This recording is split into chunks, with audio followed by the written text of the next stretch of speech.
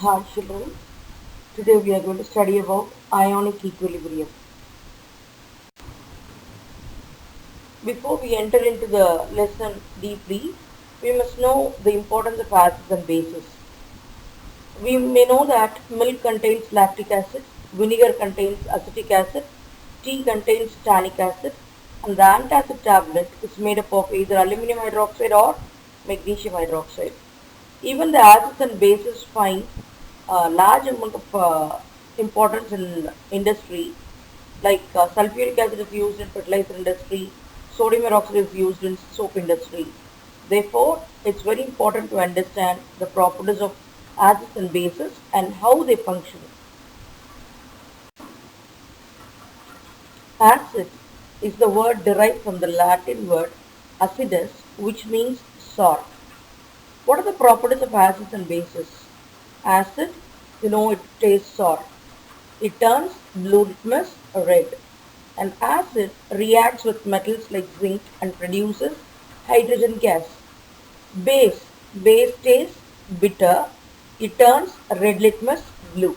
All these things you must have studied even in lower classes.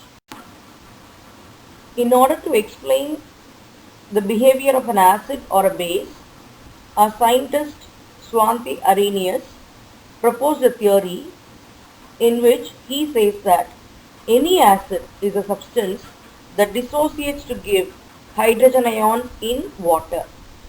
An acid gives hydrogen ions, that is H plus ions in water.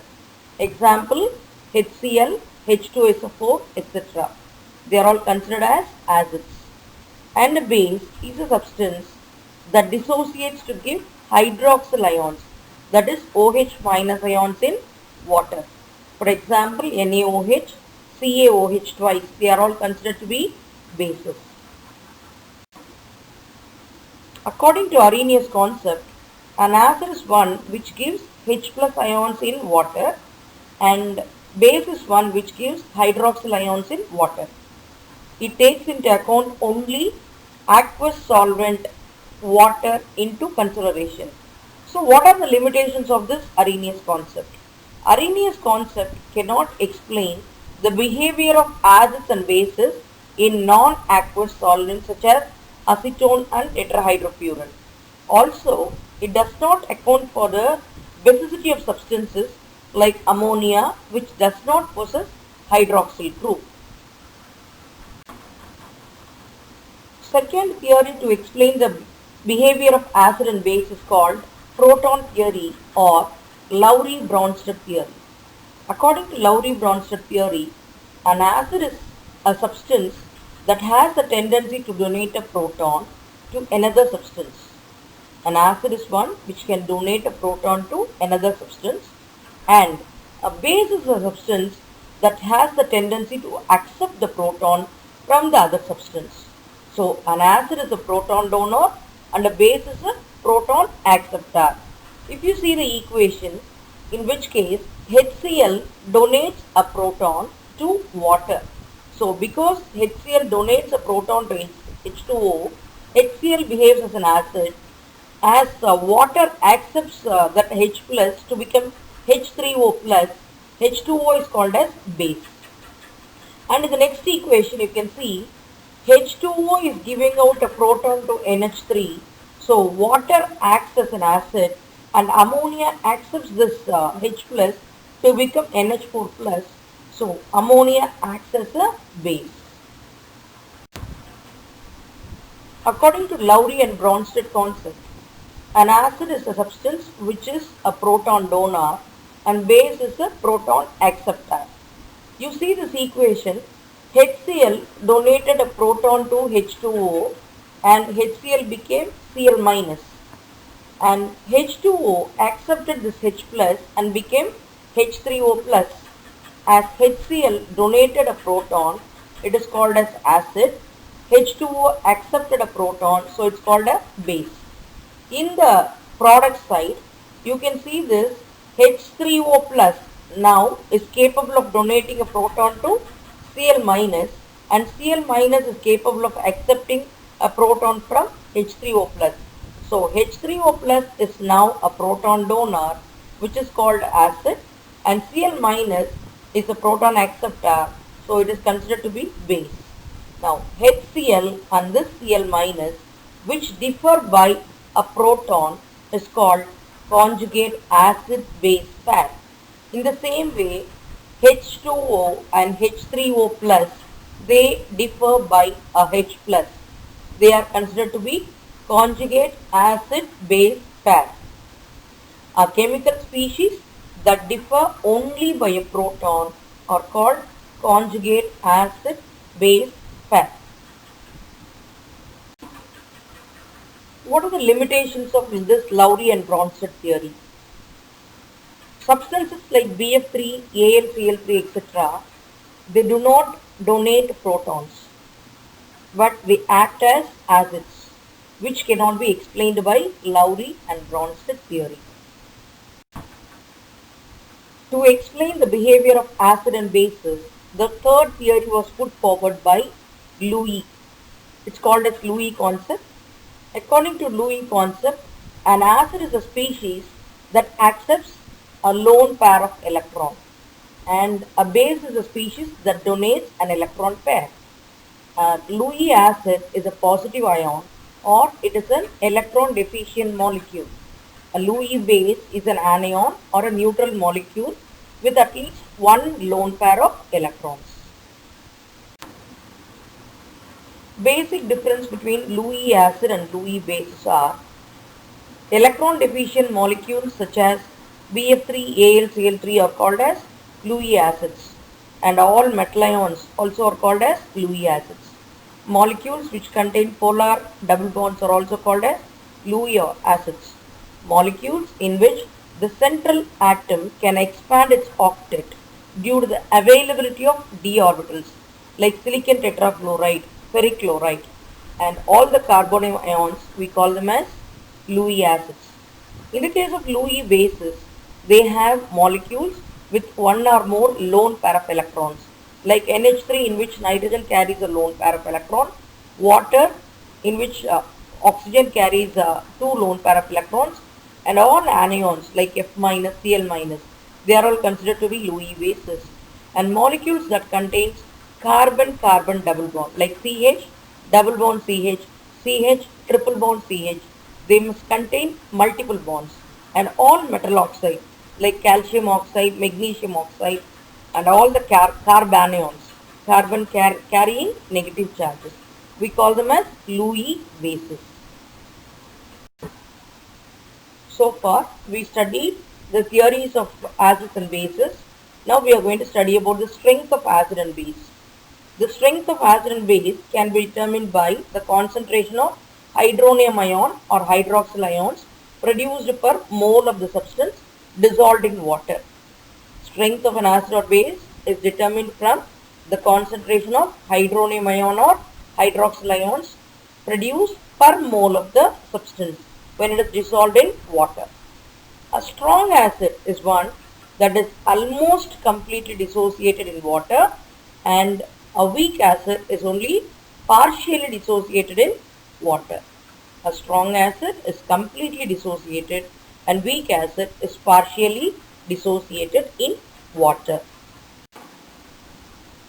To learn about the strength of the acid, let us consider the equilibrium reaction Ha plus H2O, that is acetic acid. When it is put in water, it dissociates only partially. This Ha, that is acetic acid, provides one proton to water, so this Ha becomes A minus, and because H2O accepts this H plus, it becomes H3O plus. Now, for this equilibrium, we can write equilibrium constant. That equilibrium constant will be nothing but, we know the concentration of the product as H3O plus into A minus, and we'll write the denominator as the product of concentrations of the reactant, that is Ha into H2O. Now, water is present in excess, so we usually omit in the denominator. So, equilibrium constant will be given by H3O plus into A minus divided by He. This Ka is called as ionization constant or dissociation constant of the acid. It is a measure of strength of the acid. like HCl, HNO3, they are all almost completely ionized. Hence, they have high value of Ka. Any strong acid will have high Ka value. Acids like formic acid, acetic acid, which are partially ionized, they are actually in equilibrium with the unionized form. The ionized form and the unionized form are in equilibrium. Those acids are actually dissociated only partially, and so their Ka value will be lesser. So generally we can say that any acid with Ka value greater than 10 are considered as strong acid, and less than 1 are considered to be weak acids. Relative strength of conjugate acid-base pairs. Let us consider the equilibrium HCl plus H2O. HCl donates a proton to H2O. So HCl will become Cl minus and H2O will become H3O plus. Now, this reaction is taking into account hydrochloric acid.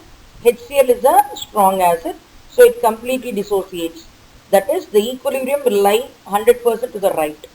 Always you will have Cl minus ions, and it has a negligible tendency to accept proton from H3O plus. That means the conjugate base of a strong acid is a weak base, and conjugate acid of a strong base is a weak acid. Here the acid what we have taken, that is hydrochloric acid, is a strong acid. Its conjugate base is Cl minus. It is a weak base.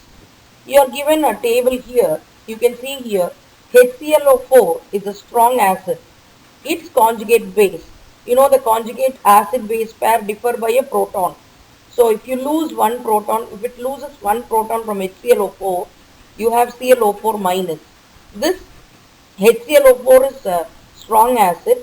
ClO4 minus, which is formed from the strong acid, is a very weak base.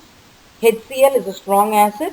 Its conjugate base, Cl minus, is a very weak base. These very weak bases have very low tendency to accept proton. And if you consider the middle portion, H3O plus is a weak acid. Its conjugate pair is H2O. So it is also a weak base. And the bottom portion, you can see NH3, which is a very weak acid. So its conjugate base is NH2 minus. It has a strong tendency to accept proton.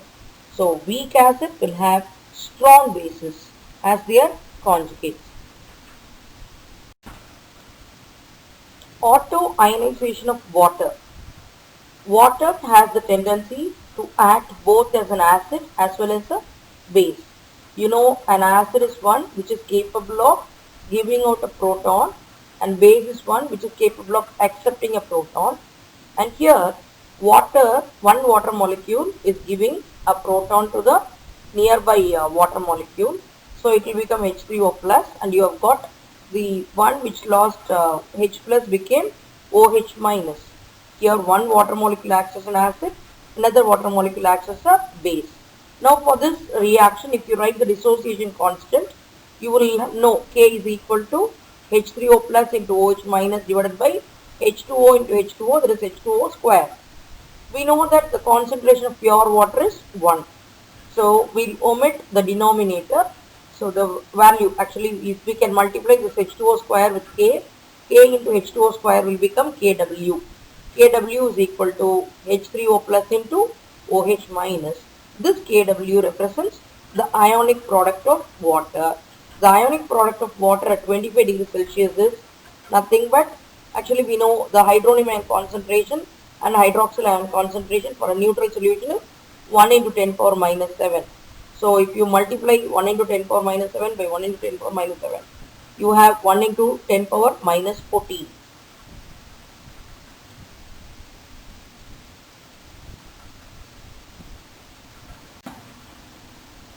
We know that ionic product of water is nothing but the product of concentration of hydronium ion and hydroxyl ion concentration, which is equal to 1 into 10 power minus 14. It should be a constant at a particular temperature. But if you see this if you see this table, you can see that as the temperature increases, the Kw value keep on increasing. That is, at 0 degree Celsius it was 1.14 into 10 power minus 15. At 50 degrees Celsius it is 5.30 into 10 power minus 14. That means Kw value depends on temperature. So Kw value is constant only at a particular temperature. We know that the dissociation of water is endothermic. So it takes up heat and then the reaction occurs. So with increase in temperature, the concentration of hydronium ion and hydroxyl ion also increases, and hence the ionic product value also increases. So Kw value depends on temperature.